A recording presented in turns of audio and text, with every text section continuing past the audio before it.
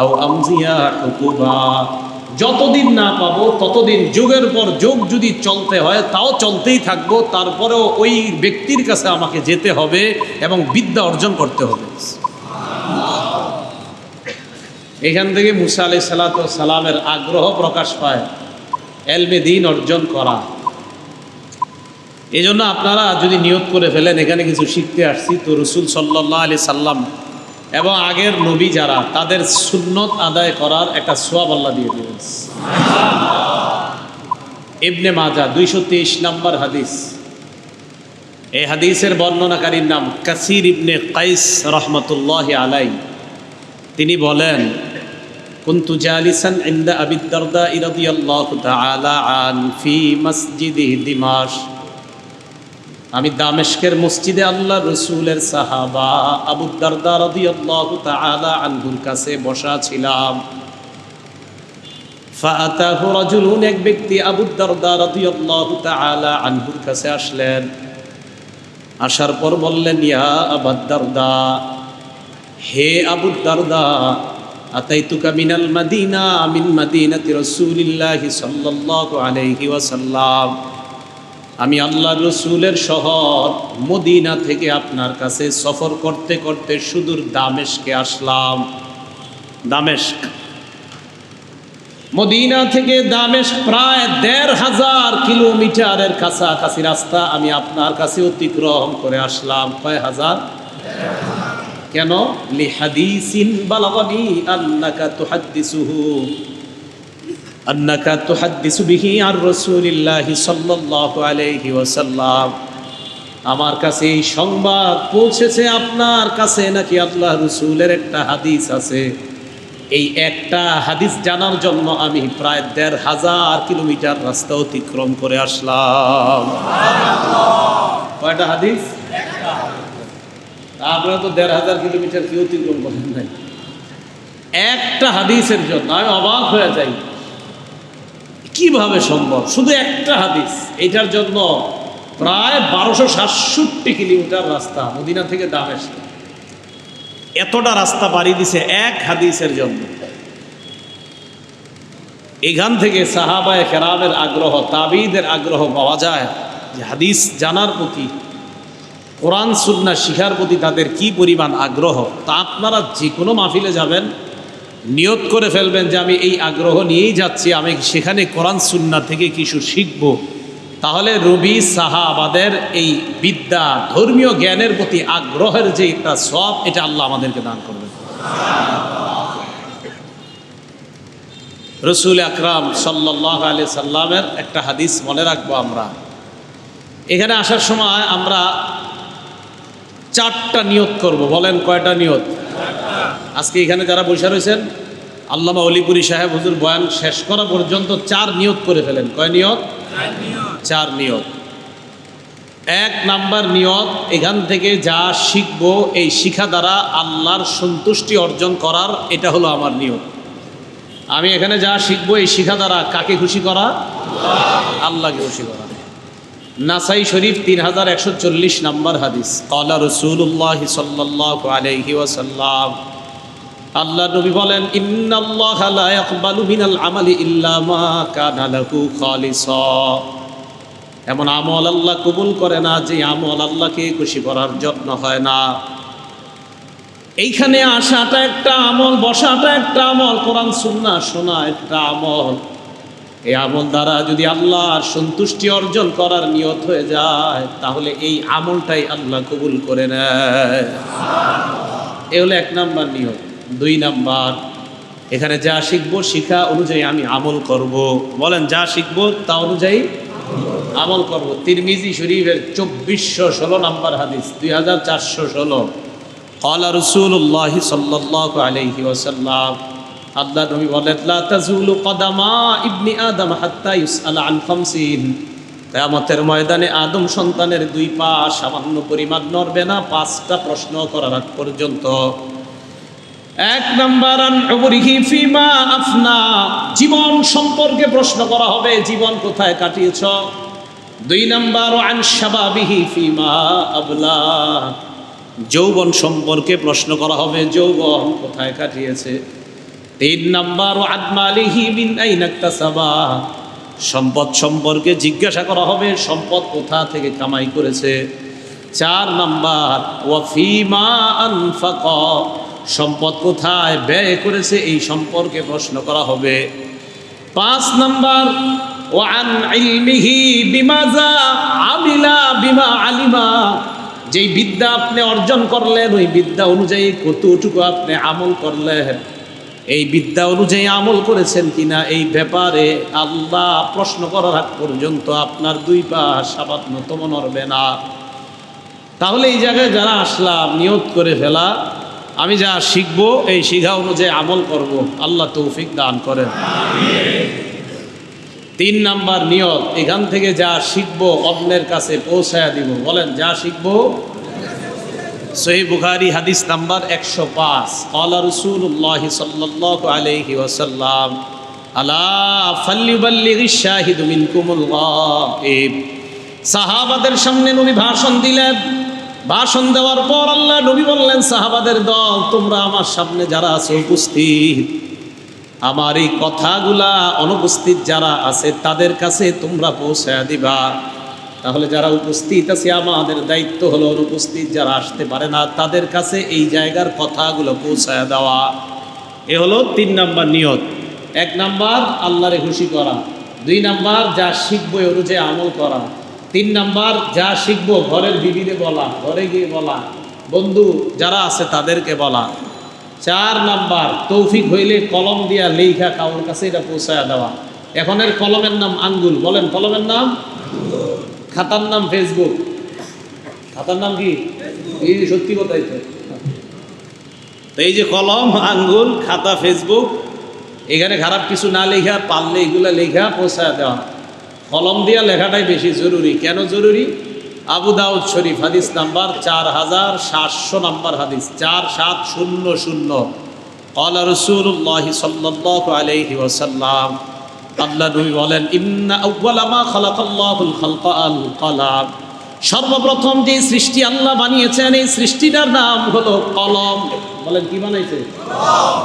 অনেকে অন্য কিছু বলে, অনেকে আরেকটা কয়, সর্বপ্রথম আল্লাহ ওইটা বানাইছে, আসলে ওইটা না, কলম। এটাই সহি বর্ণনা। আরেকটা বলা হয় যে আল্লাহ ওইটা বানাইছে, আসলে ওইটা না, আল্লাহ সর্বপ্রথম কলম বানাইছে। আমি কাউরে হিট করতে চাই না তাই বললাম না। অনেকে আর আবেগের ঠেলায় কয় আল্লাহ ওইটা বানাইছে, জাল দুর্বল টুর্বল বর্ণনা দিয়ে আরেকটা কথা কয়, তাদের বিভিন্ন পাগলামি প্রমাণ করার জন্য আর কি। তো যাই হোক, আল্লাহ সর্বপ্রথম কি বানাইছে? কলম বানাইছে। কি বানাইছে? কলম বানানোর পর আল্লাহ কলমকে বললেন, উক্তুব, কলম তুমি লেখো। কলম আল্লাহর সাথে কথা বলা শুরু করলো। কলম আল্লাহকে বললো, মাযা আকতুবু ইয়া রাব্বি, মাবুদ আমি কি লিখবো আপনি বলে দেন। আল্লাহ বললেন, উক্তুব মাকাদির কুল্লি শাইইন হাত্তা তাকুমাস সাআ, কিয়ামত পর্যন্ত যত ভাগ্য আছে মানুষের, যত ভাগ্য, কিয়ামত পর্যন্ত সবার ভাগ্য তুমি লিপিবদ্ধ করে দাও। তাহলে কলমের একটা মূল্য ইসলামের মধ্যে কত গুরুত্ব। সৃষ্টির শুরুটাই হয় কলম দ্বারা। ওই কলম আর খাতা থেকে আমরা উদাসীন হয়ে আঙ্গুল আর ফেসবুককে খাতা বানিয়ে নিয়েছি। কলমের গুরুত্ব আছে ইসলামের মধ্যে।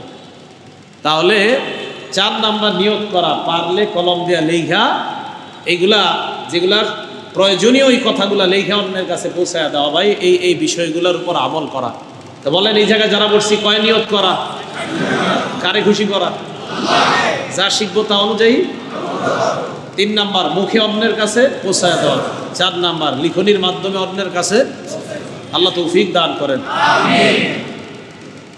আল্লাহ পবিত্র কোরআনের যে আয়াতটা আমি আপনাদের সামনে পড়লাম, আল্লাহ বলেন, ওমা আতাকুমুর রাসূলু ফাখুযুহু, নবী তোমাদেরকে যা দিয়েছেন এটা গ্রহণ করো। ওমা নাহাকুম আনহু ফান্তাহু, যা থেকে নিষেধ করেছেন এটা থেকে তোমরা বিরত থাকো। একটু আগে আপনারা ওয়াদা করলেন আমরা যা জানবো আমল করব, যা জানবো আল্লাহকে খুশি করব, যা জানবো অন্যের কাছে জানিয়ে দিব। এবার আমি আপনাদের সামনে আলোচনা শুরু করব। আমার নবী কিছু বলবে, এগুলা জানবো আমরা। কিছু বলবে গ্রহণ করতে, কিছু বলবে বর্জন করতে। তাহলে আমরা বলছি মাত্র যা জানবো ওই অনুযায়ী আমল করব। যা জানার সেটা জানার পর পালনীয়টা পালন করব, বর্জনীয়টা বর্জন করব। এটা আমরা ওয়াদা করেছি। প্রশ্ন হলো নবীর কথা কেন মানব? সাল্লাল্লাহু আলাইহি ওয়াসাল্লাম। এক নাম্বার জবাব, আল্লাহ বলেছেন তাই মানব। বলেন, কে বলেছেন? সোজা কথা, আল্লাহ বলছে তাই মানতে হবে, এটা একদম সহজ কথা। দুই নাম্বার, উনি যে নবী, এটার দলিল কি? এটার অনেক দলিল আছে, এর মধ্যে কয়েকটা দলিলের দিকে আমরা গিয়ে এরপরে ওনার কথা আমরা শুরু করি। আমাদের রাসূল সাল্লাল্লাহু আলাইহি সাল্লাম, উনি যে আল্লাহর নবী, সবচেয়ে বড় দলিল হলো কোরআন। সুবহানাল্লাহ। এই কোরআনটা আল্লাহ রাসূল সাল্লাল্লাহু আলাইহি সাল্লামের এক নম্বর মুজিজা। নবী যে শ্রেষ্ঠ নবী, ওনাকে আল্লাহ যে কোরআন দিয়েছেন, এই কোরআনটা সবচেয়ে বড় দলিল উনি যে শ্রেষ্ঠ নবী। কেন? এই কোরআন যে ওনাকে দেওয়ার কারণে উনি শ্রেষ্ঠ নবী, এটা কেন? এটার কারণ হলো এই, আমাদের নবীকে যেই কোরআন আল্লাহ দিয়েছেন, কিয়ামত পর্যন্ত এই কোরআনের সামান্য পরিবর্তন কেউ করতে পারে নাই, পারবেও না। তাই আমাদের নবীর শ্রেষ্ঠ মুজিজা আল কোরআন। সুবহানাল্লাহ। শ্রেষ্ঠ মুজিজা কি? আল কোরআন। এবার কোরআনের 3টা আয়াত মন দিয়ে শোনেন। এক নাম্বার, সূরা বনী ইসরাঈলের 88 নাম্বার আয়াত। আল্লাহ বলেন, ক্বাল্লা ইন ইজতামাআতিল ইনসু ওয়াল জিন্নু আলা আন ইয়াতু বিমিসলি হাযাল কুরআন লা ইয়াতুনা বিমিসলিহি ওয়ালাউ কানা বা'দুহুম লিবা'দিন যাহিরা। নবী, আপনি বলেন, সারা পৃথিবীর জিন ইনসান সবাই যদি একত্রিত হয়ে যায়, আলা আইয়াতু বিমিসলি হাদাল কোরআন, এই কোরআনের মতো বানানোর জন্য সারা পৃথিবীর জিন ইনসান যদি একত্রিত হয়ে যায়, হওয়ার পর আল্লাহ বলেন, লা ইয়াতুনা বিমিসলিহি, এই কোরআনের মতো সারা পৃথিবীর জিন ইনসান একত্রিত হয়েও বানাতে পারবে না। ওয়ালাউ কানা বা'দুহুম লিবা'দিন যাহিরা, একজন আরেকজনকে যদি সাহায্য সহযোগিতা করে, আল্লাহ বলেন, তারপরেও এই কোরআনের মতো বানাইতে তারা কখনো পারবে না। তাহলে কোরআনের মতো মানুষ সারা দুনিয়ার সবাই পারবে না। তাই আমার নবীর শ্রেষ্ঠত্ব, নবীর নবুয়তের শ্রেষ্ঠ প্রমাণ আল কোরআন। এবার আরেকটা দলিল নেন, পুরা কোরআন তো পারবে না। আচ্ছা, 10টা সূরা, সূরা হুদের 13-14 নাম্বার আয়াত। আল্লাহ বলেন, আম ইয়াকুলুনা ইফতারা, মানুষ বলে নবী নাকি এই কোরআন বানিয়েছেন। আল্লাহ বলে, কুল ফাতু বিআশরি সুওয়ারিন মিসলিহি মুফতারায়াত, নবী আপনি বলেন, যদি তোমরা সত্যবাদী হও তাহলে কোরআনের মতো 10টা সূরা বানায়া দেখা দাও। কয়টা সূরা? 10টা। প্রথম বলছে কোরআন তো পারে না, এবার বলছে কয় সূরা? 10 সূরা বানাইতে বলেন, এটাও পারে না। এবার সূরা বাকারার 23-24 নম্বর আয়াতে কি বলে দেখেন, وَإِن كُنتُمْ فِي رَيْبٍ مِّمَّا نَزَّلْنَا عَلَىٰ عَبْدِنَا فَأْتُوا بِسُورَةٍ مِّن مِّثْلِهِ, যদি তোমরা এই কোরআনের ব্যাপারে সন্দিহান হও তাহলে তোমরা এই কোরআনের সূরার মতো একটা সূরা বানায় দেখা দাও। প্রথমে বললেন কোরআন সারা দুনিয়ার মানুষ মিলে পারবে না, এরপর বললেন 10টা আয়াত, এটাও পারবে না। এরপর বললেন মাত্র একটা সূরা, এটাও পারবে না। পুরা কোরআন পারবে না, 10টা সূরাও পারবে না, একটা সূরাও পারবে না।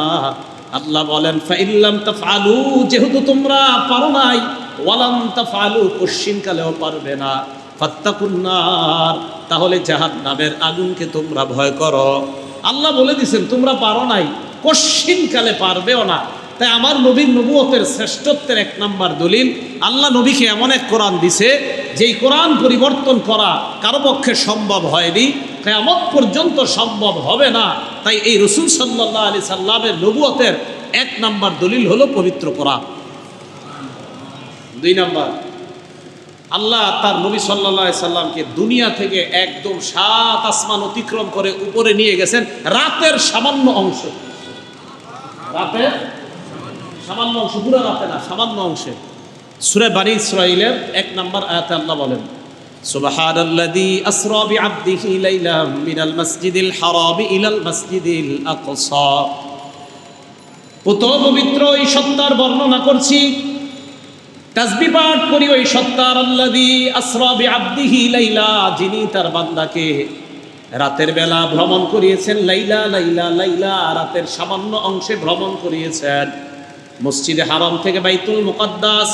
সহিহ বুখারীর 349 নম্বর হাদিসে নবী বিস্তারিত বর্ণনা দিয়ে দেয়, বাইতুল মুকাদ্দাস থেকে 7 আসমান অতিক্রম করে শরীফুল আকলাম, এমনকি সিদরাতুল মুনতাহা পর্যন্ত আমি পৌঁছে যাই।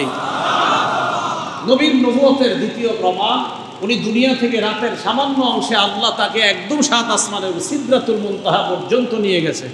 এগুলো দ্বিতীয় প্রমাণ। 3 নাম্বার প্রমাণ, এগুলা কি? আর এগুলা কি? আমার এই যে হাত, আর এগুলা কি? আঙ্গুল। এই আঙ্গুল থেকে ঝর্ণার মতো পানি বেরিয়েছে।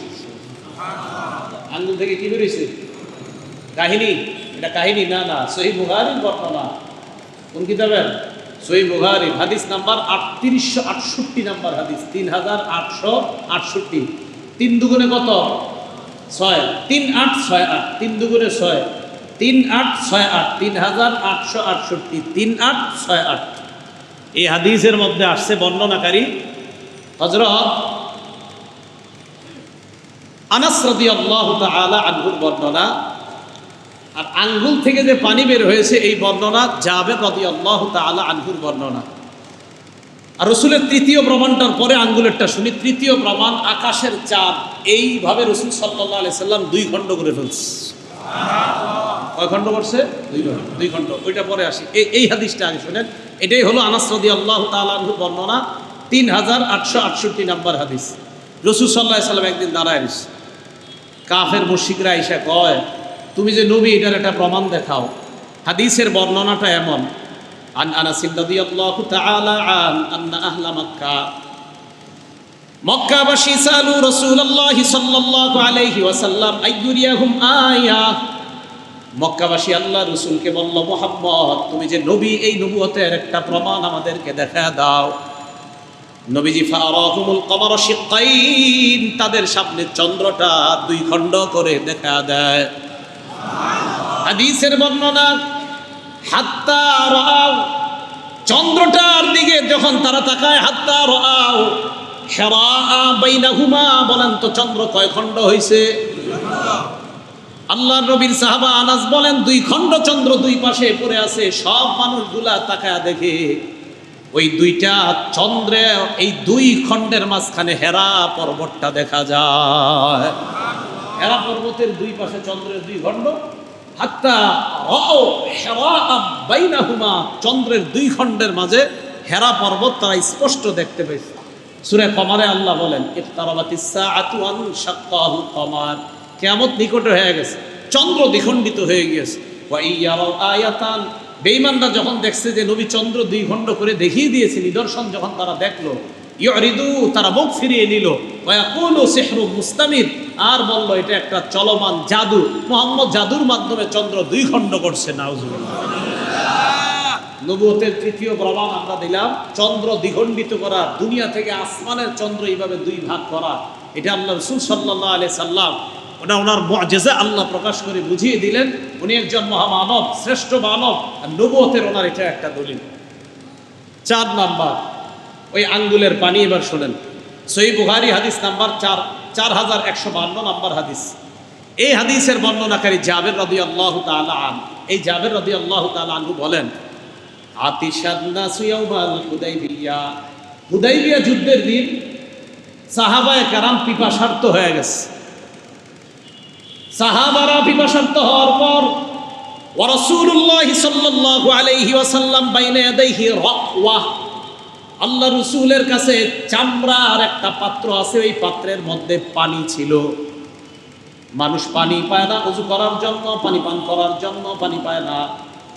ফাতাওয়াদ্দা বিনহা, নবী ওযু করলেন। ওযু করার পর জনগণ সবাই আল্লাহ নবীর দিকে আসলেন। সুম্মা আকবালান নাস নাহওয়া, মানুষগুলো আল্লাহ রাসূলের দিকে আসলেন। নবীজি কয়, ঘটনা কি? এইখানে আসছো কেন? সবার দিকে তাকায় বললেন, মা লাকুম, কি ব্যাপার, তোমাদের কি হয়েছে? সমস্ত সাহাবারা জবাব দিলেন, ইয়া রাসূলুল্লাহ, লাইসা ইনদানা মাউন নাতাওয়াদ্দা বিহি ওয়ালা নাশরাবু, আমাদের কাছে পানি নাই, যেই পানি আমরা ওযু করতে পারি, পানি পান করার মতো আমাদের কাছে কোনো পানি নাই। ওযু করার মতো পানি নাই, পান করার মতো পানি নাই। ইল্লা মা ফি রাকওয়াতিক, আপনার যে চামড়ার পাত্র আছে, এই পাত্রে যতটুকু পানি আছে, এই পুরা কাফেলার মধ্যে এতটুকু পানি ছাড়া আর পানি নাই। পুরো হাদিসটা মন দিয়ে শুনেন কি কয়। তো এই কথা বলার পর রাসূল আকরাম সাল্লাল্লাহু আলাইহি ওয়াসাল্লাম বলেন, তাই নাকি? কয় হ্যাঁ। দেখেন, সুম্মা ওয়াদাআ ইয়াদাহু, আল্লাহ নবী তার হাত মুবারকটা ফি রাকওয়াতিহি, ওই পাত্রের মধ্যে হাতটা রাখলেন। হাত রাখার পর হযরত জাবের বলেন কানাল মাউ ইয়াফুরু মিন বাইনি আসাবিহি। নবীজির সাহাবা হযরত জাবের বলেন কানাল মাউ ইয়াফুরু মিন আসাবিহি কামসালিল উয়ুন, ঝর্ণার মতো আঙ্গুল থেকে এইভাবে পানি বের হতে শুরু করলো। সহিহ বুখারীর বর্ণনা, এইভাবে পানি বের হতে শুরু, এইভাবে আসছে হাদিসে আসছে কামসালিল উয়ুন, ঝর্ণার মতো পানি বের হতে শুরু করছে। পুরাটা শেষ হয়ে যায়, পরে সুবহানাল্লাহ বাকি আছে। হযরত জাবের রাদিয়াল্লাহু তাআলা আনহু থেকে এই হাদিস বর্ণনা যিনি করছেন তার নাম সালিম। জাবের রাদিয়াল্লাহু তাআলা আনহুর সাথের নাম কি? সালেম। প্রশ্ন করলেন হযরত জাবেরকে, হুজুর একটা প্রশ্ন হয় কি, কাম কুনতুম ইয়াউমা ইযিন, সেদিন আপনারা কয়জন সাহাবা ছিলেন? এই যে নবীজি হাত রাখছে পানি বের হইছে। হযরত জাবের বলেন আমরা সেদিন ছিলাম কুন্না খামসা আশারাতা মিআতা, ১৫০০ সাহাবা। শেষ হয়ে যায়, কথা শেষ হয়ে নাই, কয় হাজার সাহাবা? জাবের বলেন লাউ কুন্না মিআতা আলফিন, আমরা যদি ১,০০,০০০ থাকতাম লা কাফানা, তাও যথেষ্ট হতো। এক লক্ষ। বুখারী শরীফের হাদিসটা পড়েন, খুব মজা। ৪,১৫২, মোট হাদিস সংখ্যা হবে ৭,৫৬৩টা ইবনে হাজার আসকালানির নাম্বার অনুযায়ী। রসুল আকরাম সাল্লাল্লাহু আলাইহি সাল্লাম এইভাবে পানি বের হয়েছে। আল্লাহ রসুল সাল্লাল্লাহু আলাইহি সাল্লাম এই যে পানি বের হলো এইভাবে, তো নবীজি সাল্লাল্লাহু আলাইহি সাল্লাম শ্রেষ্ঠ মানব, শ্রেষ্ঠ নবী, ওনার নবুয়তের শ্রেষ্ঠত্বের এই প্রমাণগুলো ইমাম বাইহাকী ও দালাইলুন নবুওয়াতগুলো একটা লেখছি। রসুল আকরাম সাল্লাল্লাহু আলাইহি সাল্লাম এইভাবে আল্লাহ ওনার মাধ্যমে মুজিজাগুলো প্রকাশ করলেন। কেন? মানুষের মাঝে বিশ্বাস আস্থা বাড়ানোর জন্য আল্লাহ রসুলের থেকে এইগুলো আল্লাহ প্রকাশ করিয়েছেন। মুসলিম শরীফের 2040 নাম্বার হাদিস, আমাদের মাদ্রাসার হাদিসের সিরিয়াল অনুযায়ী, মাদ্রাসার হাদিসের সিরিয়াল অনুযায়ী 2040, মোট হাদিস সংখ্যা হবে 3033টা। বিসমিল্লাহ। আপনারা আবার অনেকে হাদিসের অ্যাপস চালান বাংলা, ওই হাদিসের অ্যাপসে আবার মুসলিম শরীফের হাদিস হবে ৭,৪৫৩টা, সেটা না। মুসলিম শরীফ আমাদের মাদ্রাসার যে নুসখা, সেই নুসখা অনুযায়ী 3033টা, হাদিস নাম্বার 2040। এই হাদিসের বর্ণনাটা শোনেন, আনাস রাদিয়াল্লাহু তাআলা আনহুর বর্ণনা। হযরত আনাস বলেন ক্বালা আবু তালহা লি উম্মি সুলাইম, আবু তালহা রাদিয়াল্লাহু তাআলা একদিন তার বিবি উম্মে সুলাইমকে বললেন সামিআতু সাওতা রাসূলিল্লাহি সাল্লাল্লাহু আলাইহি ওয়াসাল্লাম দাঈফা। উম্মে সুলাইমকে বললেন আমি আল্লাহর নবীর আওয়াজ শুনলাম, আওয়াজটা বড় দুর্বল মনে হয়েছে আমার কাছে। ফাআরিফু ফীহিল জুআ, নবীর কথার আওয়াজে মনে হয়েছে আল্লাহর নবী প্রচন্ড ক্ষুধার্ত। আবু তালহা তার বিবিকে বলেন নবীজির আওয়াজ শুনছি আজকে, আওয়াজ শুই না মনে হয়েছে নবীজি অনেক ক্ষুধার্ত। এরপরে আবু তালহার বিবি বলে আমি কি করব বলেন? হাল বিন ইনদিকি শাইউন, তোমার কাছে কিছু আছে খাবার দাবার? আবু তালহার বিবি জবাব দেয় নাআম, হাস। কি আছে? হযরত আনাস বলেন ফাখরাজাত আকসারান মিন শাঈরিন, আবু তালহার বিবি জবের কয়েকটা রুটি বের করছে। জবের রুটি বের করার পর ফাখাযাত খিমারান, তার নিজের একটা ওড়না লইছে, এই ওড়নার এক পাশে এই রুটিগুলো পেঁচাইছে। পেঁচানোর পর আমি আনাস এই আমারে দিল এই রুটিগুলা, দেওয়ার পর আমার কাপড়ের নিচে রুটিগুলা গুইজা দিছে। কেন? কেউ যেন না দেখে, কারণ নবীর সামনে যারা সবগুলোই তো ক্ষুধার্ত, এরা যাতে না দেখে তাই গুজে দিছে এই জায়গায়। আর কাপড়ের আরেকটা অংশ আমাদের পুরো ঢাইকা দিছে, যাও নবীজির কাছে যাও। তো হযরত আনাস বলেন আমি রুটি নিয়ে মসজিদে গেছি, যাওয়ার পর মসজিদে গিয়ে দেখি আল্লাহ রসুল সাল্লাল্লাহু আলাইহি সাল্লাম ফাওয়াজাতু রাসূলুল্লাহ জালিসা, নবীজি বসা। নবীজির সামনে দেখি মুসলমান অনেক বসা। তো আমি যখন দাঁড়াইছি নবীজি আমার দিকে তাকায়া বললেন আরসালাকা আবু তালহা, কি আনাস আবু তালহা তোমারে পাঠাইছে? তো হযরত আনাস বলেন জি হুজুর। তো নবীজি আর কিছু বলে নাই, রুটি কোথায় লুকায় রাখছে। নবীজির সামনে যারা তাদেরকে বললেন চলো কুমু, ওঠো সবাই। হুজুর কই? আবু তালহা তার বাসায় আমাদেরকে দাওয়াত দিছে, চলো তার বাসায় যাই। দাওয়াত দিছে, আবু তালহা দাওয়াত দিছে, চলো যাই। কিছু কওয়ার আগেই নবীজি সবাইরে নিয়ে রওনা করছে। আনাস রাদিয়াল্লাহু তাআলা আগে আগে বাসায় গেছে, গিয়ে বলতেছে এরকম এরকম ঘটনা, নবীজিরে আমি দেওয়ার আগেই সব নিয়ে বাড়ির দিকে আসতেছে। আবু তালহা রাদিয়াল্লাহু তাআলা তার বিবির কাছে গিয়ে বলতেছে, নবীজি তো সবাইরে নিয়ে আসতেছে, কি করা, খানা তো এত নাই।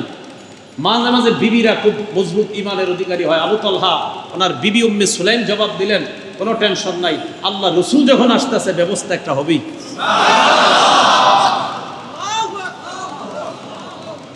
আসছে বাসায়, আসার পর সাহাবারা বাহিরে, রসুল সাল্লাল্লাহু আলাইহি সাল্লামের কাছে আবু তালহা আসছে, হুজুর আপনি আসছেন? জি। ফাদাখালা, আবু তালহা আল্লাহ নবী দুইজন ঘরে প্রবেশ করলেন। ঘরে প্রবেশ করার পর উম্মে সুলাইমকে বললেন, হালুম্মি। উম্মে সুলাইমকে বললেন, খাবার কোথায়, খাবার দাও। উম্মে সুলাইম তাড়াতাড়ি, হযরত আনাস বলেন, আমার কাছ থেকে রুটিগুলা নিয়ে নবীর সামনে পেশ করলেন।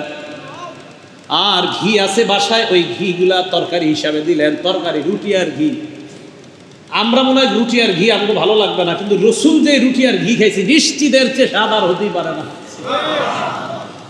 ঘি দিছে, হাদিসে আসছে যে ওনার কাছে ঘি দিছে। ঘি দেওয়ার পর রাসূল সাল্লাল্লাহু আলাইহি সাল্লাম আমারও আদেশ করলেন। কি আদেশ? যে রুটিগুলা টুকরা টুকরা করো। হাদিসের বর্ণনা, ফাফুত্তা, রুটিগুলা টুকরা টুকরা করা হয়েছে। করার পর হযরত আনাস বলেন, সুম্মা ক্বালা মাশা আইয়া আল্লাহু আইয়াকুলা, ওই নবীজি কি জানি বললেন, কিছু একটা বলছে, জানি না কি বলছে। কিছু বলার পর আল্লাহ নবী এবার বললেন, ইজান লি আশারা, বাহিরে যারা দাঁড়ায় আছে 10 জনকে ঘরে আসতে বলো। 10 জন ঘরে আসে। আসার পর আল্লাহ নবী কয়, রুটি দাও। হযরত আনাস কয়, রুটি দেই আর মানুষের দিকে তাকায়। নবী কয়, আরো 10 জন আনো। আবার রুটি দেই, মানুষের দিকে তাকায়। নবী কয়, আরো 10 জন আনো। এইভাবে আনতে আনতে 70 জন, কোনো বর্ণনায় আরো বেশি। সামান্য কয়েকটা রুটি দিয়া আল্লাহ রসুল কি যেন করলেন, এই বরকতে সবাইকে মেহমানদারির ব্যবস্থা হয়ে যায়। রসুল আকরাম সাল্লাল্লাহু আলাইহি সাল্লাম এইভাবে আল্লাহ পাক রব্বুল আলামিন ওনার মুজিজা প্রকাশ করলেন। আর ওই হাদিসটা আপনারা অনেক শুনছেন, ওই যে আবু হুরায়রা রাদিয়াল্লাহু তাআলা আনহুর গেলাসের দুধ। এটা কিন্তু কোনো গল্প না, এটাও বুখারী শরীফের এই গেলাসের দুধের কথা। এটা বুখারী শরীফের 6452 নম্বর হাদিসে আছে। আবু হুরায়রা রাদিয়াল্লাহু তাআলা আনহু বলেন যে আমি ক্ষুধার যন্ত্রণায় মাঝে মাঝে এইভাবে পড়ে থাকতাম, ক্ষুধার যন্ত্রণায়। আর মাঝে মাঝে আশুদ্ধ আলা বতনি, আমার পেটে আমি হাজারন পাথর বাঁধতাম, মিনাল জুই, ক্ষুধার যন্ত্রণায়। একদিন রাস্তায় বসছি, আবু হুরায়রা বলেন, ফাকাআতু ইয়াওমান আলা তরিকিল লাযী ইয়াখরুজুনা ফীহি আবু বকর ওয়া উমর ওয়া রাসূলুল্লাহ সাল্লাল্লাহু আলাইহি সাল্লাম। কয়েকদিন রাস্তায় বসে রইছি, যেই রাস্তা দিয়ে রসুল যায়, আবু বকর যায়, ওমর ফারুক রাদিয়াল্লাহু তাআলা আনহুম তারা যেই রাস্তায় যায়, আমি বসে রইছি। ফামার রবি আবু বকরিন, আবু বকর সিদ্দিক আমার সামনে দিয়ে রওনা করছে। রওনা করার পর আমি বললাম, সালতুহু আন আয়াতিন মিন কিতাবিল্লাহ, কোরআনের একটা আয়াত জিজ্ঞাসা করলাম। আবু হুরায়রা বলেন, কোরআনের আয়াত জিজ্ঞাসা করা আমার উদ্দেশ্য না, মা সালতুহু ইল্লা লিউশবিআনি, আমি প্রশ্ন করছি এই কারণে যেন আমারে কয় কিছু খাইবা টাইবানি, এই বইলা যেন আমারে নিয়ে যায়। আমার টার্গেট ছিল যে কিছু খাওয়াইবো, এই কারণে আমি আর পারতেছিলাম না, ক্ষুধার যন্ত্রণায় বসে রয়েছি। হ্যাঁ, আবু হুরায়রা, কি আজীব কথা। এটা হাদিস মনে পড়ে গেছে ওনার ব্যাপারে, কমুনি বুখারী শরীফের 119 নম্বর হাদিস। আবু হুরায়রা রাদিয়াল্লাহু তাআলা পরিবার সব ছাইরা রাসূলের কাছে বসে থাকছে সাল্লাল্লাহু আলাইহি ওয়াসাল্লাম। নবী যা কেউ বসে রয়েছে, হুজুর সামিআতু মিনকা হাদিসান কাসীরান ফাআনসা, আপনার কাছ থেকে অনেক হাদিস শুনি, খালি ভুলে যাই। নবীজি কয়, ভুলে যাও? কয়, হ্যাঁ। আপনি পাগড়িটা দেন, এটা দিয়ে দেয় তুই। কয়, ভুলে যাও? কয়, হ্যাঁ। উবসুত রিদাআক, তোমার চাদরটা বিছাও। তো চাদর বিছাইস। চাদর বিছানোর পর আমার দিকে তাকান। আবু হুরায়রা বলেন, ফাগারাফা বিয়াদাইহি, এইভাবে 2 হাত দিয়ে কি জানি চাদরের ভিতরে ঢালছে, হাতেও কিছু নাই, চাদরেও কিছু নেই। ঢালার পর কই জুম্মু, এটা বটল, এইভাবে বটলাম। বটার পর রসুল বললেন, জুম্মু, এটা নিজের সাথে মিলাও। আবু হুরায়রা বলেন, ফাযামামতুহু, বুখারী শরীফের বাইনা সত্রাইন 2 লাইনের মাঝে ছোট্ট করে লেখা আছে, দেখবেন, ইলা সদরি, বুখারীর 119 নম্বর হাদিস। আমি আমার বুকের সাথে এই চাদরটা এইভাবে মিশাইলাম। আবু হুরায়রা বলেন, ফামা নাসিতু শাইআন বাদা, ওই দিনের পরে আর কিচ্ছু ভুলি না আমি। রাসূল আকরাম সাল্লাল্লাহু আলাইহি ওয়াসাল্লাম সাহাবা সারাক্ষণ এখানে পড়ে থাকতেন। খানা নবীজি পাইলে খাইতেন, না খাইতেন না। তুমি একদিন রাস্তায় বসে রয়েছে, সহিহ বুখারীর বর্ণনা শোনাচ্ছি, 6452 নম্বর যে হাদিসটা। তা আবু হুরায়রা বসে রয়েছে, আবু বকর আমার সামনে দিয়ে গেছে। কয়েকটা কিতাবের কোরআনের আয়াত জিজ্ঞেসি, কয় টার্গেট হইলো আমার কিছু খাওয়াইব। ফামার রওয়ালা মিয়া ফাল, চলে গেছে, কিছু কয় না। সুম্মা মার রবি ওমর, হযরতে ওমর ফারুক আমার সামনে আসছে, আসার পর সালতুহু আন আয়াতিন মিন কিতাবিল্লাহ, আল্লাহর কোরআনের একটা আয়াতের ব্যাপারে জানতে চাইলাম। এই জায়গায় আমার টার্গেট ছিল কিছু বলবো, বলার পর হযরতে ওমর আমাকে জিজ্ঞাসা করবে কিছু খাইছো নি, খাইবা কিনা, প্রয়োজন আছে কিনা, কিছুই জিজ্ঞাসা করে না। সুম্মা মার রবি আবুল কাসেম সাল্লাল্লাহু আলাইহি ওয়াসাল্লাম, নবী আমার সামনে দিয়ে যখন রওনা করলেন, তাবাসসামা হিনা রাআনি, আমারে দেখে একটা মুস্কি হাসি দিস, দেখে একটা মুস্কি হাসি দিস। আবু হুরায়রা কয় নবীর চেহারা দেখে বুঝতে পারছি আমি যে কেন বসছি, নবী বুঝা ফেলছে, আমার দেখে একটা মুস্কি হাসি দিস। আবু হুরায়রা রাদিয়াল্লাহু তাআলা আনহু নিজে বলেন, আরাফা মা ফি নাফসি ওয়া মা ফি ওয়াজহি, নবীজি আমার দেখে বুঝতে পারছে আমি কেন বসছি, আর আমার চেহারা যে কি বলতেছে নবীজি দেখে বুঝছে। আমারে বললেন ইলহাক, আবু হুরায়রা আমার সাথে আস। ফাতাবিআতুহু, পিছনে পিছনে চলতে লাগলাম। বাড়ির কাছে গেলেন, যাওয়ার পর ইস্তাজিনু, ঘরের অনুমতি চাইলেন, ইস্তাজানা, অনুমতি চাওয়ার পর ফাদাখালা, নবী প্রবেশ করলেন, আজিন আলী, আমাকেও বললেন প্রবেশ করার জন্য। আমি ঘরে প্রবেশ করলাম। ফাআখাযা লাবানাম মিনাল কাদহি, লাবানান, নবী দুধ পাইলেন একটা পাত্রের মধ্যে, সামান্য দুধ। নবীজি প্রশ্ন করলেন মিন আইনা হাদাল লাবান, এই দুধ কোত্থেকে আসছে? আম্মা জান ভিতর থেকে জবাব দিলেন, আহদাহু ফুলানুন আও ফুলানা, অমুক পুরুষ অথবা অমুক নারী এই দুধ হাদিয়া দিছে। বলেন বাংলাটা কি দিছে? হাদিয়া। আরবি আর কি হাদিয়া, বলেন কি হাদিয়া, বলানোর কারণ আছে, হাদিয়া, হাদিয়া দিছে। তো নবীজি সাল্লাল্লাহু আলাইহি সাল্লাম আবু হুরায়রা রাদিয়াল্লাহু তাআলা আনহু বললেন, নাও দুধ নাও, চলো। পিছনে পিছনে চললেন। কয় হুজুর কোথায়? আহলুস সুফফাদের কাছে চলো। আহলুস সুফফা কারা? এই বুখারীর বর্ণনা আসছে, আবু হুরায়রা বলেন আহলুস সুফফা আদিয়াফুল ইসলাম, কথাটা সারা জীবন মনে রাখবেন। সুফফাবাসীরা হলো ইসলামের মেহমান। বর্তমান যুগের মাদ্রাসার সব ছাত্ররা ইসলামের মেহমান, প্রত্যেক এলাকার মাদ্রাসার ছাত্ররা এলাকাবাসীর মেহমান। আবু হুরায়রা রাদিয়াল্লাহু তাআলা আনহু বলেন আহলুস সুফফা আদিয়াফুল ইসলাম। আমি বারবার এই জায়গাটা পড়ি, আহলুস সুফিয়া, আহলুস সুফফা আদিয়াফুল ইসলাম, আহলুস সুফফা আদিয়াফুল ইসলাম। কি আজীব কথা! সুফফা যে ছাত্ররা, নবীর যে 70-80 জন ছাত্র, এই আসহাবে সুফফা, তারা হলো ইসলামের মেহমান। তো মনে রাখবেন কিয়ামত পর্যন্ত কোরআন সুন্নাহ যারা পড়ায় তারা ইসলামের মেহমান, আল্লাহর রাসূলের মেহমান। আবু হুরায়রা রাদিয়াল্লাহু তাআলা আনহু বলেন, তো এই মেহমানরা লা ইয়াকুনা ইলা আহলিন ওয়ালা মালিন ওয়ালা আলা আহাদিন, এদের ঘর নাই, বাড়ি নাই, সম্পদ নাই, কেউ নাই, কারো কাছ থেকে সাহায্য পাওয়ার মতো কিছুই নাই। ফাইনাতাতহু সাদাকা, নবীর কাছে যদি সদকা আসতো, বাসাহা ইলাইহিম, নবী পুরা সদকাটা আহলুস সুফফাদের কাছে পাঠিয়ে দিতেন। তবে যে দুধ আসছে আবু হুরায়রার কাছে, বলেন তো দুধটা সদকা না হাদিয়া? এজন্য বলছি হাদিয়া। আবু হুরায়রা বলেন যদি হাদিয়া আসতো, ওই হাদিয়া আহলুস সুফফাদের কাছে পাঠাইতেন, ও আসওয়াবা বিনহা, আল্লাহ নবী নিজেও রাখতেন। নবীজি সাল্লাল্লাহু আলাইহি ওয়াসাল্লাম আমাকে বললেন, আবু হুরায়রা চলো। হুজুর কোথায়? সুফফাবাসীদেরকে দুধ খাওয়াবো, চলো। আবু হুরায়রা রাদিয়াল্লাহু তাআলা এই হাদিসে দেখেন কি মজার কথা কয়, আমি মনে মনে বললাম, কুনতু আহাক্কা আন উসিবা আন আশরাবা মিন হাদাল লাবান শারবাতান, আরে এই দুধ পান করার তো বেশি হকদার আমি। আতাকাওয়া বিহা, এই দুধের মাধ্যমে একটু শক্তি হবে আমার। নবীজি কইতেছে এটা নাকি 70 জন 80 জনকে খাওয়াই। মনে মনে বলতেছে, এই মনের কথাটা আবার উনি বলছে হাদিসে। এখন দুধ নিয়ে গেছি, নবীজি কয় আবু হুরায়রা দুধ পান করাও। কয় আমি দুধ পান করাই, একের পরে এক পান করাই, একের পরে এক পান করাই। পান করাইতে করাইতে সবাইকে দুধ পান করানো শেষ, আর নবীজির দিয়ে তাকায় আমারে কয় কিনা। এক পর্যায়ে আল্লাহ রাসূল সাল্লাল্লাহু আলাইহি সাল্লাম বলে, ইশরাব, তুমি পান করো। আমি পান করা শুরু করলাম। নবীজি কয় ইশরাব, আরো পান করো। আমি পান করতে থাকলাম, তাকাই না, খালি পান করি। হাদিসে আসছে ফামা জালা ইয়াকুলু ইয়াশরাব, নবীজি বলতেই থাকলেন আরো পান করো, আরো পান করো। এক পর্যায়ে আমি বললাম, ইয়া রাসূলুল্লাহ লা আজিদু মাসলাকা, আর তো যাওয়ার মতো রাস্তা নাই দুধ ভিতরে। আবু হুরায়রা বলেন এক পেয়ালা দুধ সব সাহাবা ছাত্র যারা ছিল সবাইকে খাওয়াইলেন। রাসূল আকরাম সাল্লাল্লাহু আলাইহি সাল্লামের মুজিজা, নবীজি যে নবুয়তের শ্রেষ্ঠত্বের দলিল। বুখারী আর মুসলিমেরই বর্ণনা আনলাম, অন্য কোনো কিতাবের বর্ণনা নেই, সবগুলা বুখারী মুসলিমের বর্ণনা। তো রসুল আকরাম সাল্লাল্লাহু আলাইহি সাল্লাম যে শ্রেষ্ঠ নবী এটা বুঝে গেলাম, এবং উনি যে একজন নবুয়তের দাবিদার, এই দাবি করাটা যে শ্রেষ্ঠত্ব এটা যদি কেউ বলে, এই বিষয়গুলো তাদের সামনে প্রমাণ হিসাবে উপস্থাপন করা, যেটা ইমাম বাইহাকি রহমতুল্লাহ আলাইহি বলেছেন নবীজির নবুয়তের প্রমাণ হলো এইগুলা। এখন ওই যে আগের প্রশ্নে আসেন, আল্লাহর রসুলের কথা কেন মানব? আল্লাহ কোরআনে বলছে রসুল যা গ্রহণ করতে বলেছেন তা গ্রহণ করো, যা বর্জন করতে বলেছেন, যা থেকে নিষেধ করেছেন তা তোমরা বর্জন করো। রসুল আকরাম সাল্লাল্লাহু আলাইহি সাল্লামের সাহাবা নাম আব্দুল্লাহ ইবনে আমর রাদিয়াল্লাহু তাআলা আন। এই হাদিসের বর্ণনাকারীর নাম আব্দুর রহমান ইবনে আব্দে রব্বি।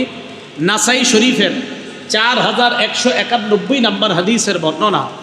এই হাদিসের মধ্যে আসছে আব্দুর রহমান ইবনে আব্দে রব্বি তিনি বলেন, আতাইতু ইলা আব্দুল্লাহ ইবনে আমর রাদিয়াল্লাহু তাআলা আন, আমি আল্লাহ নবীর সাহাবা আব্দুল্লাহ ইবনে আমরের কাছে আসলাম। আব্দুল্লাহ ইবনে আমরের কাছে যখন আমি আসলাম, ওয়া জালিসুন ফি জিল্লিল কাবা, উনি কাবার ছায়ার মধ্যে বসা। নবীর সাহাবা আব্দুল্লাহ ইবনে আমরের কাছে আসলাম, উনি কাবার ছায়ায় বসা। ওয়ান্নাসু আলাইহি মুজতামিউন, মানুষ তাকে ঘেরাও করে আছে, সব মানুষরা তার সামনে দাঁড়িয়ে আছে। হঠাৎ আব্দুল্লাহ ইবনে আমর বললেন, কুন্না মা রাসূলিল্লাহি সাল্লাল্লাহু আলাইহি ওয়াসাল্লাম ফি সাফার, আমরা আল্লাহ নবীর সাথে এক সফরের মধ্যে ছিলাম। ইদ নাযালনা মানজিলা, এক জায়গায় আমরা অবতরণ করলাম।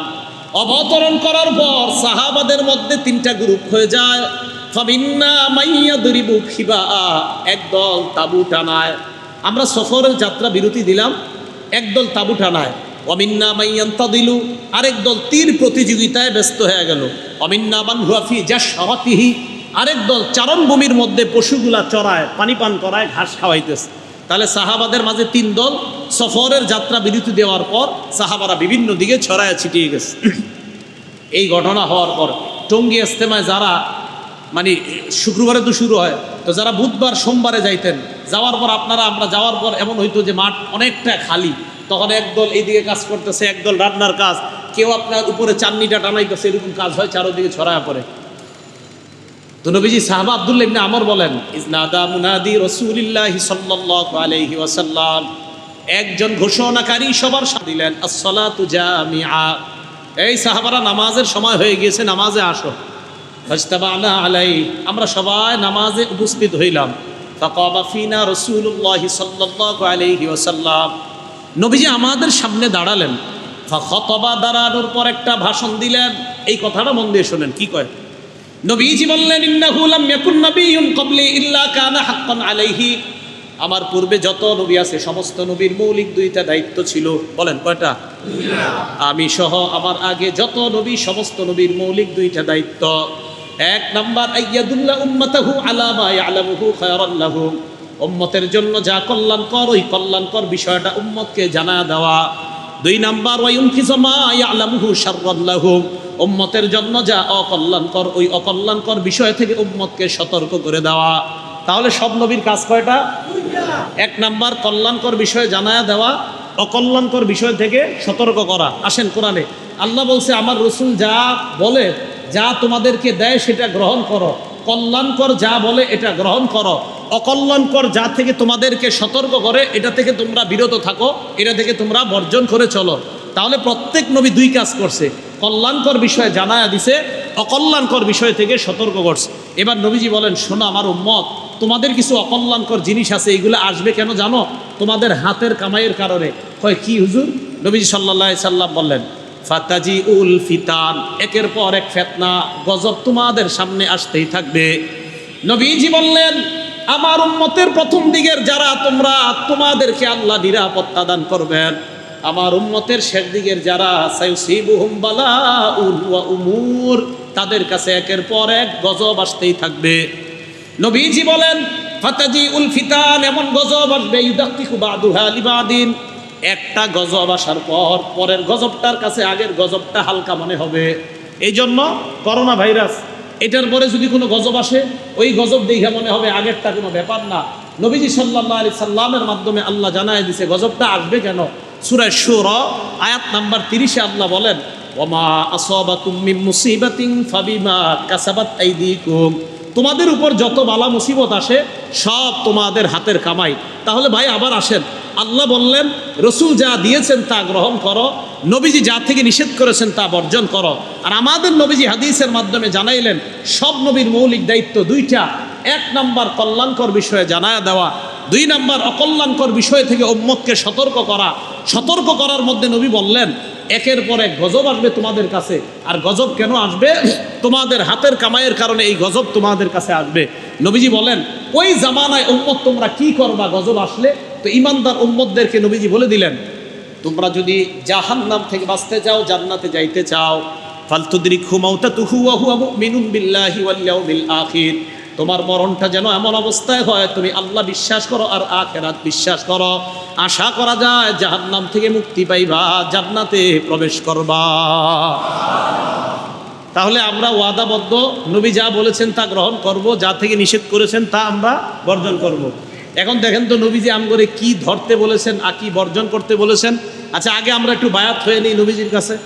সাহাবা উবাদা ইবনে সামিত রাদিয়াল্লাহু তাআলা আনহুর বর্ণনা, নাসাই শরীফের 4149 নম্বর হাদিস, তিনি বলেন বায়া'আন নাবিয়্যা সাল্লাল্লাহু আলাইহি ওয়াসাল্লাম আলাস সামঈ ওয়াত তাআ, আমরা নবীর কাছে বায়াত হলাম নবীর কথা শুনবো এবং মানবো। বলেন নবীর কথা আবার নবীর কথা নবী যা আমাদেরকে দিয়েছেন তা গ্রহণ করব, যা দেন নাই মানে যা থেকে নিষেধ করেছেন তা আমরা বর্জন করব। আমরা কিন্তু অঙ্গীকার করতেছি যা শুনবো তা মানবো। এবার দেখেন কি কয়, আলাস সামঈ ওয়াত তাআতি ফিল ইউসরি, কথাটা যদি আমার অনুকূলে হয় তাহলে আল্লাহ নবীর কথা মানবো, ওয়াল উসরি, আমার বিপক্ষে যদি যায় তাও আল্লাহ নবীর কথা মানবো, ওয়াল মানশাতি, কথাটা যদি সুখের সময় হয় তাও মানবো, ওয়াল মুকরাহি, কথাটা যদি দুঃখের সময় হয় তাও মানবো। তাহলে নবীর কথা অনুকূলে গেলেও মানবো, প্রতিকূলে গেলেও মানবো, সুখের সময় আল্লাহ নবীর কথা শুনবো মানবো, দুঃখের সময় আল্লাহ নবীর কথা শুনবো মানবো। আল্লাহ বললেন নবী যা দিয়েছেন গ্রহণ করো, যা থেকে নিষেধ করেছেন বর্জন করো। সাহাবাদের সামনে নবী বললেন কল্যাণকর বিষয়ে তোমাদেরকে জানায়া দেওয়া, অকল্যাণকর বিষয়ে সতর্ক করা। সাহাবারাও বললেন হুজুর আপনার কথা শুনবো, আপনার কথা মানবো, সুখেও মানবো, দুঃখেও মানবো, আমার অনুকূলে গেলেও মানবো, আমার প্রতিকূলে গেলেও মানবো। এবার আমি আপনাদেরকে বলি, কোরআনের মধ্যে আল্লাহ নবীর মাধ্যমে আমাদেরকে জানায়া দিছেন ব্যবসা হালাল করেছেন কে? জোরে বলেন। সুদ হারাম করছে কে? এটা একটু আসতে হয়েছে। সুদ হারাম করছে কে? আমরা না অঙ্গীকারাবদ্ধ নবীর কথা শুনবো মানবো, এটা অঙ্গীকার করছি না আমরা? এখন সুদ হালাল না হারাম? সুদ আমি খাইলেও হারাম, না খাইলেও হারাম। সুদ আমার ঘরে থাকলে মানে আমার ঘরে থাকলেও হারাম, না থাকলেও হারাম। আগে কিন্তু বলছি আমার পক্ষে গেলেও হারাম, বিপক্ষে গেলেও হারাম। আমি সুখে থাইকা সুদ খাইলেও হারাম, আমি দুঃখে থাইকা সুদ খাইলেও হারাম। অঙ্গীকার করছি কিন্তু। এই তো তাহলে বুঝে আসছে আপনাদের কথাটা। নবী যা বলেছেন তা গ্রহণ করো, যা থেকে নিষেধ করেছেন তা বর্জন করো। কোরআনের মাধ্যমে নবী আমাদেরকে জানিয়ে দিয়েছেন, হাদিসে মুসলিম শরীফের হাদিস দিয়ে নবীজি জানিয়ে দিয়েছেন সুদ খাওয়া হারাম, ব্যবসা করা হালাল। তাহলে ব্যবসা গ্রহণ করো, হালাল ব্যবসা। সুদ বর্জন করো, এটা হারাম। যেই ব্যবসায় সুদ জড়িত এটা বর্জন করো, যেই ব্যবসায় সুদ জড়িত না এটা গ্রহণ করো। আর আমরা অঙ্গীকারাবদ্ধ হলাম। এবার নবীজি আমাদেরকে কিছু বলতেছেন যে এই কথাগুলো তোমরা আমার সাথে অঙ্গীকার করো যে তোমরা মানবা। নাসাই শরীফের 4161 নম্বর হাদিস, রাসূল আকরাম সাল্লাল্লাহু আলাইহি সাল্লাম বলেন বায়উনি আলা আল্লা তুশরিকু বিল্লাহি শাইআ, আমার সাথে অঙ্গীকারবদ্ধ হও তোমরা আল্লাহর সাথে কাউকে শিরিক করবা না। আগে ওয়াদা করছেন যা শুনবেন তা মানবেন, তাহলে আল্লাহর সাথে শিরিক করা যাবে না। তাহলে দোকান খুললেন, খোলার পর একজন আপনার কাছে কাস্টমার আসছে, আসার পর বলল ভাই 1 কেজি পোলার চাউল দেন। দিছেন, দেওয়ার পরে ওই ব্যক্তি পকেটে হাত দিয়ে দেখে টাকা নাই। এই ব্যক্তি বলল ভাই বাসায় যাবো আর আসবো, টাকাটা আনতে মনে নাই। এই তো তুমি গোড়ায় গলত করলা, বিসমিল্লাহ তুমি গলত করলা। বিসমিল্লাহ গলত মানে বিসমিল্লাহ ভুল। বিসমিল্লাহ কি ভুল আছে? আরে বিসমিল্লাহ কি ভুল আছে? তো বলতেছে বিসমিল্লাহ গলত। তো দোকান খোলার পর কেউ আপনার কাছ থেকে বাকিতে চাউল নিলে সারাদিন ব্যবসা খারাপ যাবে, এই কথা আপনি কোথায় পেয়েছেন? হ্যাঁ, 1 নাম্বার আল্লাহর সাথে শিরিক করবেন না। আপনার ব্যবসা ভালো যাবে না মন্দ যাবে এটা জানে আল্লাহ। আপনার দোকানে পোলার চাল বাকি দিলে ব্যবসা খারাপ যাবে, এটা একটা কুসংস্কার, এটা করা যাবে না। 1 নাম্বার আল্লাহর সাথে শিরিক করবো না, নবীজি বলছেন বায়াত হও। 2 ওয়ালা তাসরিকু, তোমরা চুরি করবা না। কি করবা না? চুরি করবা না। তো ব্যবসা করতে গিয়ে যদি চুরির কোনো কাজ কারবার হয় এটা করা যাবে না। তিন নাম্বার, ওয়ালা তাজিনু, তোমরা ব্যভিচার করবা না, জিনা করবা না। কি করবা না? জিনা বললে আমাদের মাথায় একটা বিষয় আসে যে ওইটাই মনে হয় জিনা, এটা ছাড়া আর জিনা নাই মনে হয়। সহিহ বুখারী 6612 নাম্বার হাদিস, নবীজি বলেন, ইন্নাল্লাহা কাতাবা আলা ইবনি আদম হাজ্জাহু মিনাজ জিনা আদরাকা যালিকা লা মাহালাতা। আদম সন্তানকে আল্লাহ জিনার পরীক্ষা দ্বারা পরীক্ষা করবে। এই পরীক্ষায় সবাই পড়বে ফাজিনাল লিসান আল মান্তিক, মুখের জিনা হলো কথা বলা। যেই মেয়ের সাথে আপনার দেখা দেওয়া হারাম, তার সাথে সরাসরি কথা বলাও হারাম, অপ্রয়োজনীয় কথা। মোবাইলেও তার সাথে অপ্রয়োজনীয় কথা বলা হারাম। মোবাইলে কথা বলা যেমন হারাম, অপ্রয়োজনীয়ভাবে তার সাথে দেখা সাক্ষাতের পরে অপ্রয়োজনীয় কথা বলা হারাম। ওয়াজিনাল ইয়াদ আল বাস, হাতের জিনা স্পর্শ করা। মোবাইলে একটা মেয়েকে আপনি SMS লিখতেছেন অপ্রয়োজনীয়, আন্দাজি, কোনো দরকার নাই SMS লেখা, এটা লিখতেছেন, এটা আপনি হাতের জিনা করতেছেন। ওয়ান নাফসু তামান্না ওয়া তাশতাহি, অন্তর কল্পনা করে মনে মনে একটা মেয়ের সাথে কথা বলার পর চিন্তা করলেন না জানি দেখতে কেমন, এই অন্তর কল্পনা করার কারণে আপনি অন্তরের জিনা করলেন। তো নবীর সাথে ওয়াদা করছেন জিনা করবেন না। 3 নাম্বার। 4 নাম্বার, ওয়ালা তাতুনাহু ওয়ালা তাতুনা ওয়ালা তাফতারুনাহু বাইনা আইদিকুম ওয়ালা তাতুনা তাফতারুনাহু বাইনা আইদিকুম। তোমরা মিথ্যা কথা নিজেরা বানিয়ে বলবা না। একজন ব্যবসায়ীর কাছে আপনি গেলেন, যাওয়ার পর বললেন সোয়েটারের দাম কত? ব্যবসায়ী বলল সোয়েটারটা অন্যের কাছে রাখি 500 টাকা, তুই আমার দুস্থ মানুষ, তুই 450 টাকা দে। তুই আমার দুস্থ মানুষ, 450। তখন কয় কি, আরে আমার কিনে আছে 425 টাকা করে। এই বেটা সদরঘাট গিয়ে খোঁজ নিয়ে দেয়, এটার দাম 150 করে। কত করে? এই মিথ্যা কথা যারা বলবেন, আপনারা ওয়াদা করছেন আজকে মিথ্যা কথা বলবেন না, এই যে ওয়াদা। 4 নাম্বার, ওয়ালা তাতুনা বিবহতানিন তাফতারুনাহু বাইনা আইদিকুম, মিথ্যা কথা নিজেদের থেকে বানায় বলবেন না, আন্দাজি পাওয়া যাবে না। 5 নাম্বার, ওয়ালা তাকতুলু আওলাদাকুম, সন্তান হত্যা করা যাবে না। আমার ছেলে হইলে এটারে কে খাওয়াবে, মেয়ে হলে কে খাওয়াবে, এই নিয়তে সন্তান না নেওয়া, এটা করা যাবে না। 6 নাম্বার, ওয়ালা তাসুনি ফি মারুফ, ন্যায় কাজে আমার নাফরমানি তোমরা করবা না, এই কথায় তোমরা আমার কাছে বায়াত হও। তো সাহাবারা বায়াত হয়েছে।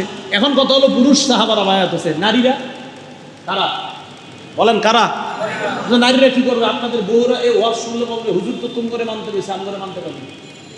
নাসাই শরীফের 4181 নাম্বার হাদিস, এবার শোনেন কি কয়। উমামা বিনতে রুকাইয়া রাদিয়াল্লাহু তাআলা আনহার বর্ণনা, তিনি বলেন, আতাইতু ফি নিসওয়াতিন মিনাল আনসার ইলা রাসূলিল্লাহ সাল্লাল্লাহু আলাইহি সাল্লাম, একদল আনসারী নারীদের সাথে নবীজির কাছে আসলাম। আসার পর বললাম, বায়ানাকা আলা আল্লাহ নুশরিকা বিল্লাহ, হুজুর আমরা নারীরা বায়াত হলাম, আমরা শিরিক করব না। নারীরা কি হলাম? বায়াত। বলেন কি হলাম? পুরোটা শুনেন। নারীদের মাথায় এইভাবে হাত রাখে, অনেক অনেক পীর সাহেবরা এইভাবে হাত রাখে, রাখার পরে এই হাদিস দিয়ে দলিল দেয়, নারীদেরকে নবী বায়াত নিয়েছে। পুরোটা শুনেন হাদিস। 1 নাম্বার, শিরিক করব না, বায়াত হলাম। 2 নাম্বার, ওয়ালা নাসরি, চুরি করব না, বায়াত হলাম। ওয়ালা নাজনি, ব্যভিচার করব না, বায়াত হলাম। ওয়ালা নাতি বিবহতানিন নাফতারিহি বাইনা আইদিকনা, আমরা নিজেরা বানিয়ে কোনো মিথ্যা কথা বলবো না, বায়াত হলাম। 5 নাম্বার, আপনার কোনো নাফরমানি করব না, বায়াত হলাম। তাহলে বায়াতের পাওয়া গেল কথা। এখন নারীদেরকে বায়াত করা আর এইভাবে মাথায় স্পর্শ করার দলিল একদল দিয়ে দিবে আপনাদেরকে। হাদিস কিন্তু শেষ হয়নি। এক নারী দাঁড়ায় বললেন, ইয়া রাসূলুল্লাহ হালুম্মা নুবাইয়ুকা, হুজুর হাতটা একটু দেন না, বায়াত হয়ে হাতে হাত রেখা। নবীজি বললেন, লা উসাফিহুন নিসা আবাদা, আমি কোনো নারীর হাত কখনো স্পর্শ করি না, এই অংশটা আর বিশ্বাস পায় না। এই হাদিসে আছে। হাদিস পুরাটা কিন্তু আপনার, যে নবীজি বলেন নারীদের স্পর্শ করে আমি বায়াত করি না, এতটুকু অংশ পায় না। আগের বায়াতগুলা কয়, এই জন্য আমরা নারীদের বায়াত করি, মাথায় হাত রাইখা রেখে দোয়া করে দেয়। কথা কি বুঝে আসছে সবার? তাহলে রসুল যা দিয়েছেন তা গ্রহণ করা, যা থেকে নিষেধ করেছেন তা বর্জন করা। আমরা এই মর্মে ওয়াদাবদ্ধ, নবী যা দিলেন এটা গ্রহণ করব, যা বর্জন করতে বললেন সেটা বর্জন করব। নবী আমাদেরকে কমপ্লিট 2টা জিনিস দিয়ে গেছেন, একটার নাম কোরআন আর একটার নাম সুন্নাহ। এখন আপনারা বলবেন, হুজুর এই জন্য তো আমরা নিজেরা কোরআন সুন্নাহ পড়ি, আপনাকে হুজুরকে দরকার হয় না, কি বলেন? এটারও দলিল আছে একটা। এক সাহাবা আল্লাহ রসুল বললেন, খুজুল ইলমা ক্বাবলা আইয়ুরফা, এই এলেম উঠানোর আগে এলেম শিখো। সাহাবা একজন বললেন, বাইনানা কিতাবুল্লাহ ফিনা কিতাবুল্লাহ ইয়া রাসূলুল্লাহ, হুজুর আল্লাহর কোরআন তো আমাদের মাঝে আছে, আলেম উঠা গেলে কি সমস্যা? এলেম উঠা গেলে তো কোনো সমস্যা নাই। নবীজি বললেন, এটা কি বললা? হুজুর আলেম উঠা গেলে, কোরআনের আলেম যদি উঠা যায় সমস্যা কি? কিতাব তো আছে, আল্লাহ কোরআন। নবীজি বললেন, না, ইন্না রাফআল ইলম, ইন্না রাফআল ইলম, এলেম উঠে যাওয়া মানে আইয়াযহাবা হামালাতুহু, এলেমের বাহক উঠে যাওয়া, এই হাদিস দ্বারা প্রমাণ হয় এলেম শিখতে হলে উস্তাদের প্রয়োজন আছে। কোরআন সুন্নাহ নিজে নিজে বুঝতে গেলে যদি কোথাও খটকা লাগে উস্তাদের প্রয়োজন হবে। শুধু আজকে কোরআনের একটা আয়াত আর হাদিস দেখা মসজিদের 20 বছরের ইমামতি ভুল ধরা মানে আপনার মূর্খতা প্রকাশ করা। তাহলে উস্তাদ লাগবে। নবীজি বললেন ক্বাবলা আইয়াযহাবা হামালাতুহু, এলেমের বাহক উঠানোর আগে এলেম শিখো। আর বুখারীর 100 নম্বর হাদিসে আছে ইন্নাল্লাহা লা ইয়ানতাজিউল ইলমা ইনতিজাআন ইয়ানতাজিউহু মিনাল ইবাদ ইন্নাল্লাহা লা ইয়াহবিসুল ইলমা ইনতিজাআন। আল্লাহ একবারে এলেম উঠায়া নিবে না, ইয়ানতাজিউহু মিনাল ইবাদ, আমাদের সিনা থেকে এমনি আল্লাহ এলেম উঠায়া নিবে না, ওয়ালাকিন ইয়াকবিজুল ইলমা বিকবজিল উলামা, আলেমদেরকে উঠায়া নেওয়ার মাধ্যমে আল্লাহ এলেম উঠায়া নিবে। হাফিজি হুজুর চলে যাওয়া, এলেমের একটা সাগর চলে যাওয়া, শাইখুল হাদিস সাহেব চলে যাওয়া, এলেমের একটা সাগর চলে যাওয়া, আল্লামা আমিনী সাহেব রহমতুল্লাহি আলাইহিম তারা চলে যাওয়া, এলেমের একটা সাগর চলে যাওয়া। তো আলেম উঠিয়ে নেওয়া মানে এলেমের একটা সমুদ্র দুনিয়া থেকে বিদায় হয়ে যাওয়া। তাই মুসলমান কোরআন সুন্নাহ উলামায়ে কেরামদের কাছ থেকে আমরা তারা থাকতেই তাদের কাছ থেকে আমরা শিখবো, জানবো। হ্যাঁ, আমি আপনাদেরকে পড়তে নিষেধ করব না, অবশ্যই কোরআন পড়বেন, অবশ্যই হাদিস পড়বেন। কোরআন সুন্নাহ আমাদেরকে নবী দিয়ে গেছেন, এটা আমরা অবশ্যই গ্রহণ করব। তবে যেই জায়গা বুঝে আসবে না এই জায়গা আলেমদের থেকে আমরা বুঝে নিব। বুখারী শরীফের বর্ণনা, নবীজি সাল্লাল্লাহু আলাইহি সাল্লাম বললেন মসজিদে আইসাই 2 রাকাত নামাজ পড়বা। আবার বুখারীর বর্ণনা, নবীজি বললেন ফজর পড়ার পর সূর্য ওঠার আগে কোনো নামাজ নাই। লা সালাতা বা'দাল ফাজরি ক্বাবলা আন তাতলুআ আশ-শামস ওয়া লা সালাতা বা'দাল আসরি ক্বাবলা আন তাগরুবা আশ-শামস। সূর্য ওঠার আগে ফজরের পরে কোনো নামাজ নাই, সূর্য ডুবার আগে আসরের পরে কোনো নামাজ নাই। বুখারীর আরেক হাদিসে বললেন যখনই মসজিদে আসবা 2 রাকাত নামাজ পড়বা। বুখারীর আরেক হাদিসে বললেন সূর্য ওঠার আগে নামাজ নাই, সূর্য ডুবার আগে নামাজ নাই। তাহলে আমি যদি সূর্য ডুবার আগে মসজিদে আসি, হ্যাঁ, আমি যদি সূর্য ডুবার আগে মসজিদে আসি, কথা বুঝছেন? সূর্য ডুবার আগে নামাজ নাই কোন কিতাবের হাদিস? মসজিদে ঢুকলেই 2 রাকাত নামাজ কোন কিতাবের হাদিস? এখন আমি আসরের নামাজের পর কোনো একটা কাজে মসজিদের ইমাম সাহেব এখানে বসা, ওনার সাথে দেখা করতে আসছে। আমি আসর পড়ছি আরেক মসজিদে, বুঝলেন? আসর পড়ার পর হুজুরের সাথে দেখা করতে আসছি, সামনে দেখা করবো, আসসালামু আলাইকুম হুজুর কেমন আছে, একটু কথা আছে। হুজুর আমার ডাক দিলেন আসো ভিতরে, তো আমি আসলাম। আসার পর সাক্ষাৎ করলাম, বলেন তো আসরের নামাজের পরে আসলাম না, সূর্য ডুবছে এখনো। তো নবীনা বলছে মসজিদে ঢুকে 2 রাকাত নামাজ পড়ো। এখন বলেন ঢুকার পর সূর্য ডুবার আগে নামাজ নাই, ওই হাদিস মানবো না ঢুকে 2 রাকাত নামাজ এই হাদিস মানবো, কোনটা মানবো? আর তাহলে আছে যেটা, যদি বলেন আসেরটা মানেন তো নাই যেটা, যদি বলেন নাইটা মানেন তো আছে যেটা। হ্যাঁ, বুঝতে হলে আলেম লাগবে। এই জন্য তো আলেমের প্রয়োজন, উস্তাদের প্রয়োজন। কি কথা বুঝে আসছে? উস্তাদের প্রয়োজন। একই কিতাবে 2 হাদিস নবীজি সাল্লাল্লাহু আলাইহি সাল্লাম বললেন। তো বুঝাইতে চাইলাম কোরআন সুন্নাহ অবশ্যই পড়বেন, যেখানে বুঝে আসবে না আলেমদের সহযোগিতা নেবেন। তো আল্লাহ পাক রব্বুল আলামিন বললেন আমার নবী যা দিয়েছে এটা গ্রহণ করো, যা থেকে নিষেধ করেছে এটা বর্জন করো। আল্লাহ পাক রব্বুল আলামিন আমাদের সকলকে কোরআন সুন্নাহ মোতাবেক নিজেদের জীবনটা সাজিয়ে আমরা যেন কবরে যাইতে পারি আল্লাহ তৌফিক দান করেন।